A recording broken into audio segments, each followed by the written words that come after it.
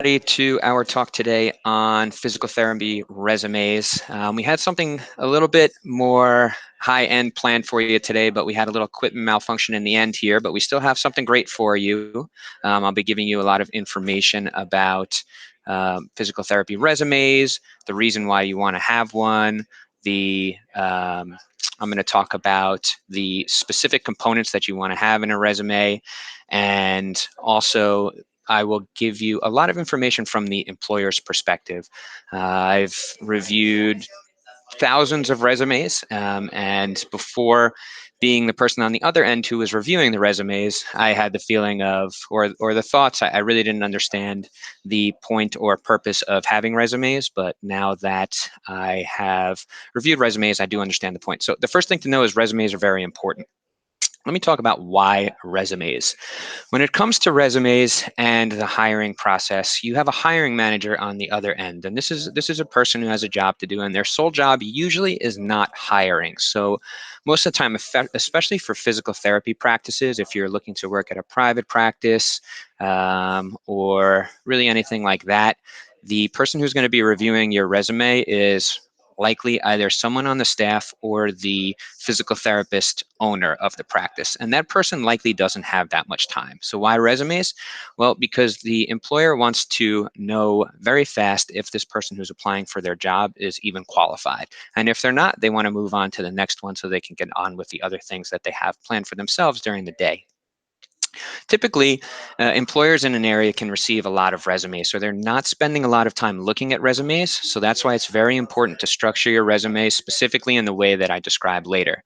Although there's variations between the components that you may have at each step of the resume, and I'll show you what I mean just a little bit later on, it's very important that you have a few core components, which I'll describe.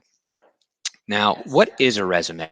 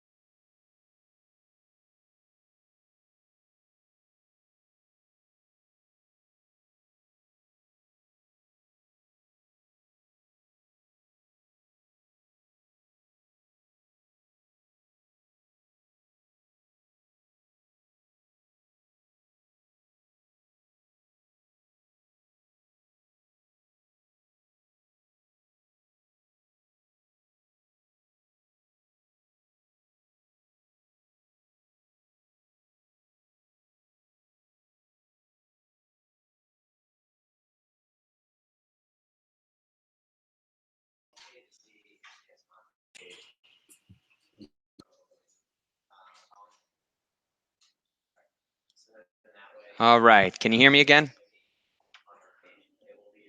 Bethany or anybody else out there, just shoot something in the comments if you can hear me, but it does look like it's working. So continuing on, what is a resume? A resume is a way for you to easily describe to an employer who you are as a professional, and it's an opportunity for the employer to really recognize who you are very quickly. So I want to get into the bulk of this. So how should I create a resume? The one thing you shouldn't really do is start from scratch with a resume. There's people out there who have created templates, which you'll actually receive with this specific webinar here. And there's other templates out there that you can utilize, but you want something that's very basic, that has the structure that you're going to be looking for in a resume. Again, the employer is going to just want to read these resumes very quickly and get a general understanding of if you're qualified for the job or not.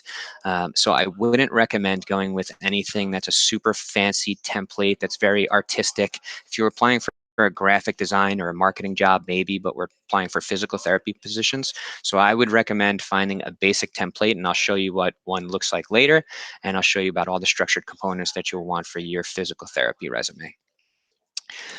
If you don't have a template, then I would recommend that you search for what resumes look like, or just download someone's, or ask a friend what their resume looks like, and utilize the structure or framework from one of theirs. Something specific that you want to make sure you're doing on a resume is using one single font. Something that I see very often is sloppy resumes, and that's the same thing. The employer is going to make their first impression of you in about 2 seconds. Once they're looking at that sheet of paper, that's how they're going to frame that first impression. So on that first impression, you want to show them that you are a high quality worker that pays attention to detail. And to do that, you want to use one specific font. Doesn't matter what font. Make sure it's just something basic and legible, not like a script, a fancy fonts, just something basic. And then the other thing is you want to use a maximum of 2 font sizes throughout the entire resume. And really the only place that you're going to want a larger font size is going to be in the title bar. So what should be in a resume? The things that are must-haves in a resume are, of course, your name.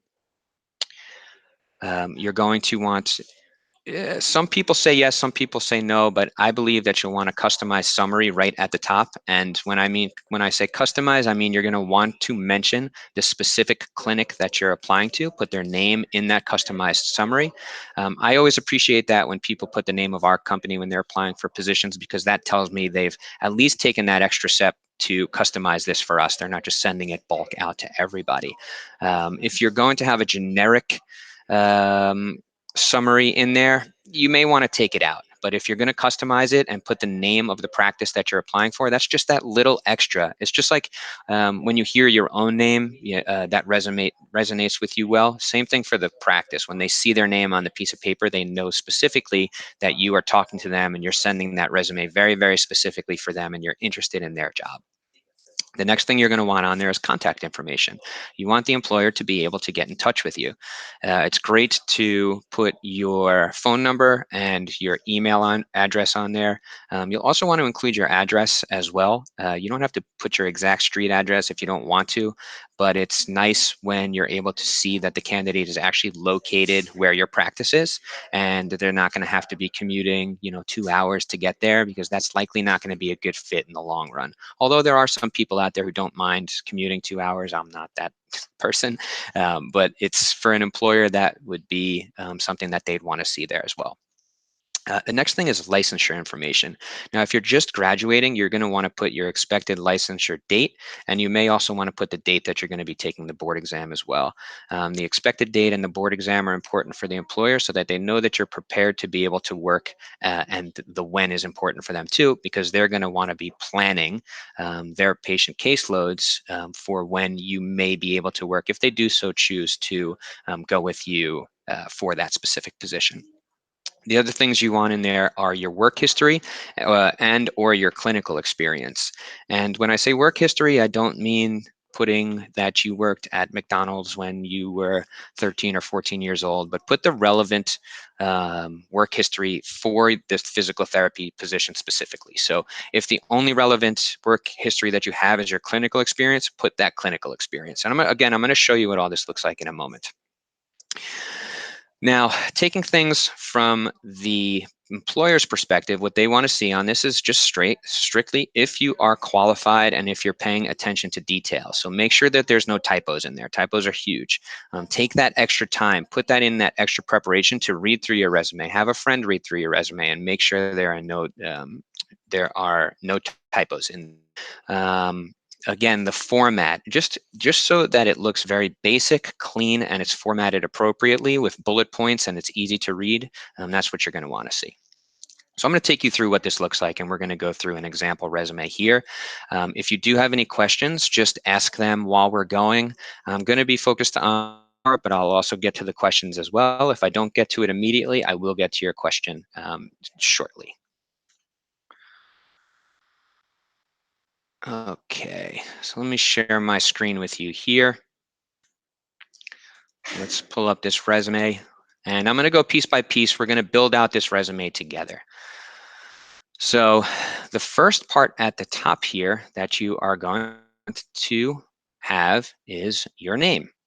I am not Devin Patricia Thorne, but this is just the example person that we have here. DPT. So you're going to want to have your name, and this is where you can have something in a larger font. As you see here, we're using this Garamond font because we have our exciting content team here who loves their Garamond font, but you can use Times New Roman or any of the other basic fonts as well. Or you can use Garamond if you want to be extra cool on that side of things. So after that, again, you're going to want to put your location, your phone number, your email address, and this information to be formatted exactly like this, but you want it just basic, clean, and easy to read. The other thing you're going to want down here, maybe or maybe not, if you have a good LinkedIn that is, again, it's clean. If you have some content on there, if you have some articles that you've written that you want the employer to be able to see, it's good to put your LinkedIn link here. I always like to see a LinkedIn link, especially again if the person does have this additional content. They've written articles on LinkedIn. They're engaging. It's professional. That's an extra bonus for you to really show yourself off and stand out. Twitter, same thing here. If you have a Twitter where you're engaging professionally, it may be good to include it here. If you really use it more for social things and it's not the most professional Twitter, then you might want to leave that out. And I would always leave out Facebook and Instagram. I would never, ever put those on a resume. Any questions about this first top part here? Pretty straightforward. Really just want your contact information. So the next section, again, you may or may not want to have this here, is a summary. And you'll only want to have this here if it's customized for the practice. Like I said, if you were applying to CovalentCareers, you would want to have ambitious, motivated physical therapist looking for a clinical job at CovalentCareers or something to that effect, just something that mentions the name of the practice. Now, I have a question from Bethany Hayes here. What are your thoughts on adding work experience prior to PT school, but related to PT? I.e. work in PT research clinic in grad school? Very good question, Bethany. I would say that that is good to include, especially if you're a new graduate and you don't have that much content to fill up your resume with.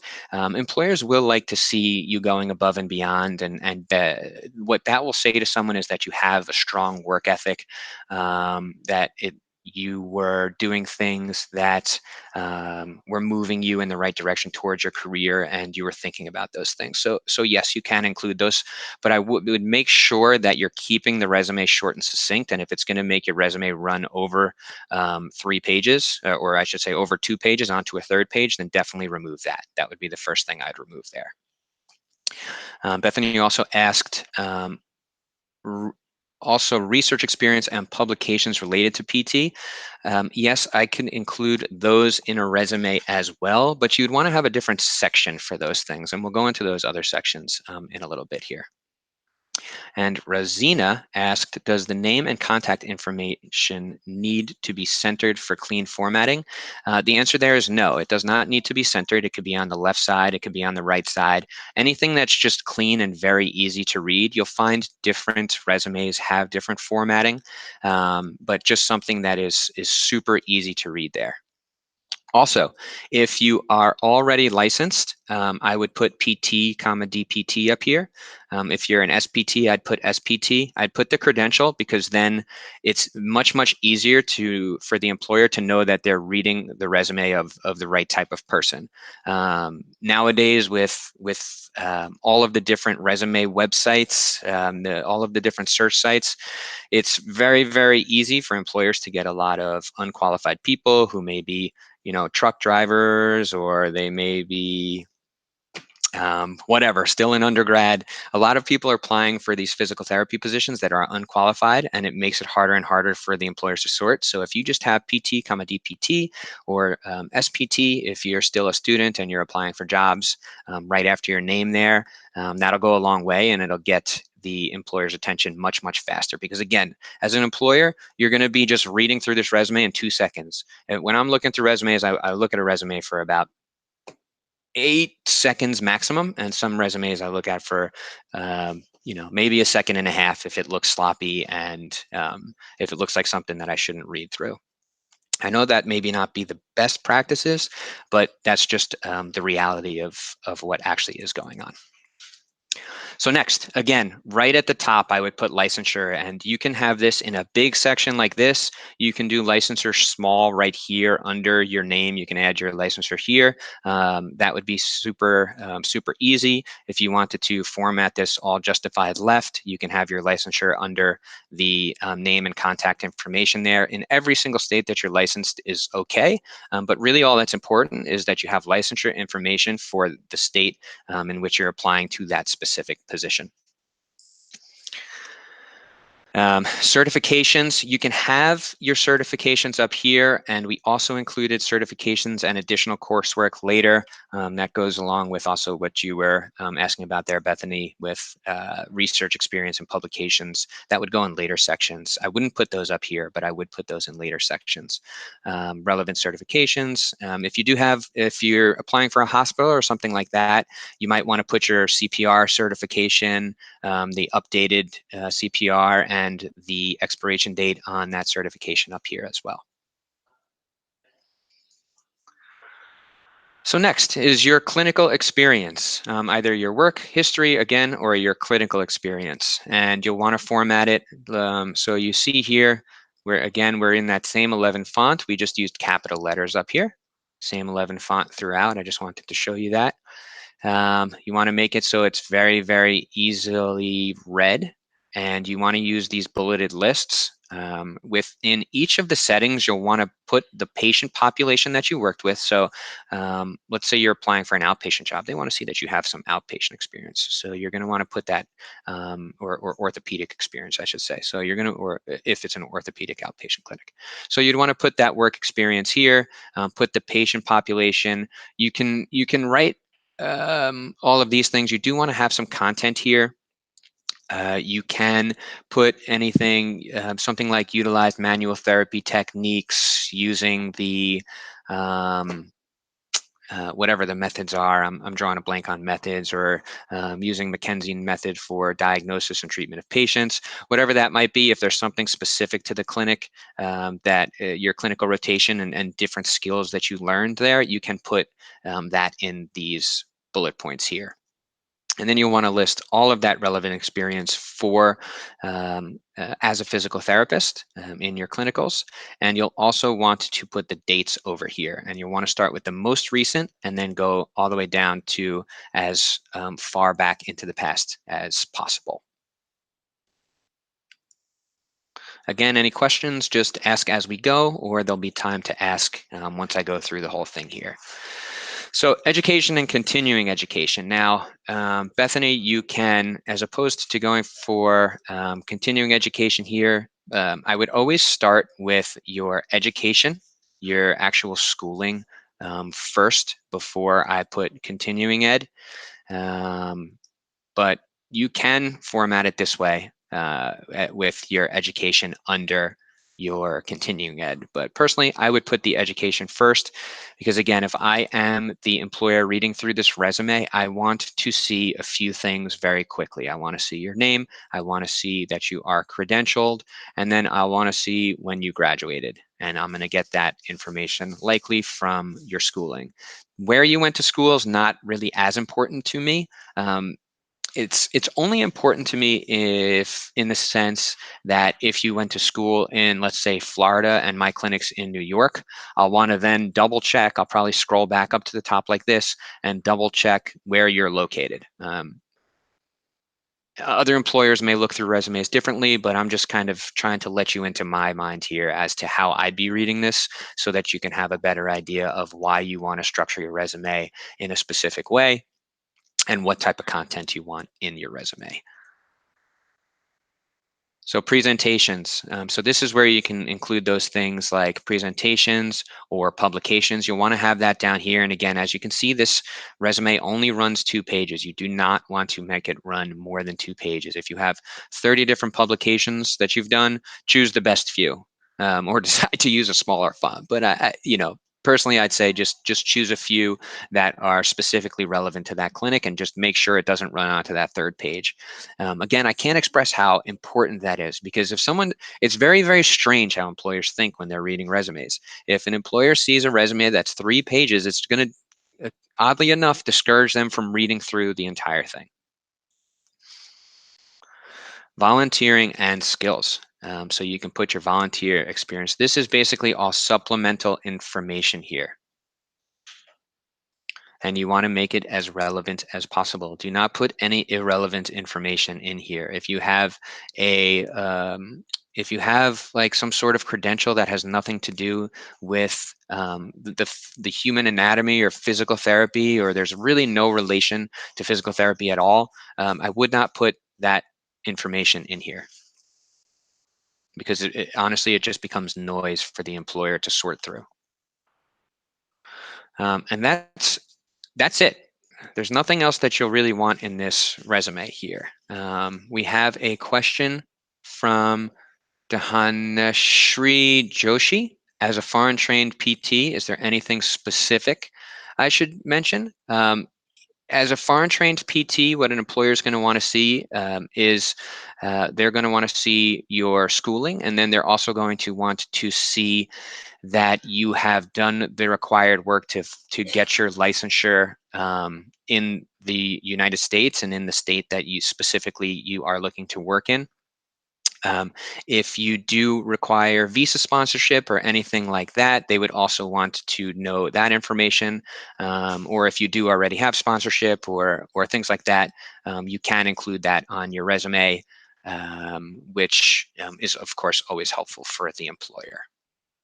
And same thing, I would put that up top here, because again, I can't express this enough.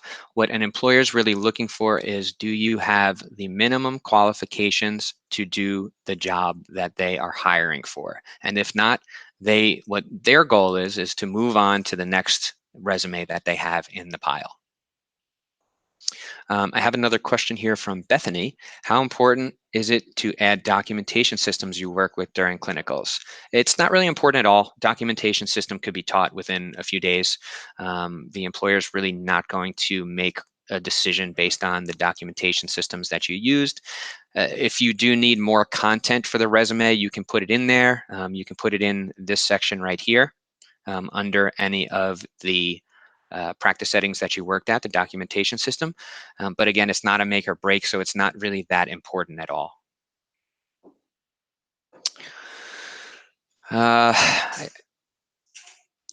I don't have that much more to share with you. Unless there's questions, I'm happy to answer more questions. Resumes are pretty basic. The one other thing that I would say is, as often as possible, include a cover letter, especially if you are a new graduate. Include a cover letter and make that cover letter as specific to the clinic as possible. So go ahead and do your research on the clinic, go to the clinic's website, find out who the employees are, see what their company culture is like, and you can mention all of those things in your cover letter. And the more specific it is to the employer, the better. Again, as an employer, the thing that I dislike most is reading a cover letter that's generic, and it just describes their experience and why they think they're a great fit for whatever position. They never mention the name of our company and things like that. You'll always want to mention the name of the company. You'll want to customize both your resume and your cover letter for the employer. And cover letters is something that we can cover more in detail in another webinar. But for now, I'll just mention that there. We do have another question here from Rosina. Recommendations for spacing between lines and between sections. Also, what about professional memberships and activities? If you are an APTA member, it's good to include on there, not too necessary. Likely a clinic's not really going to base their decision on whether you're an APTA member or a member of a different organization or not. And activities, would you describe activities a little further so I can help understand if activities are something that you'd want to put in there? Like volunteer work, again, you can put any of that supplemental information all the way down by the bottom, because if the employer hasn't decided that they want to bring you in for a phone screen, that's really what they're trying to do with the resume. by the time they get to this second page here, likely there's nothing that they see here that's really going to make it so they're going to decide that they want to bring you in.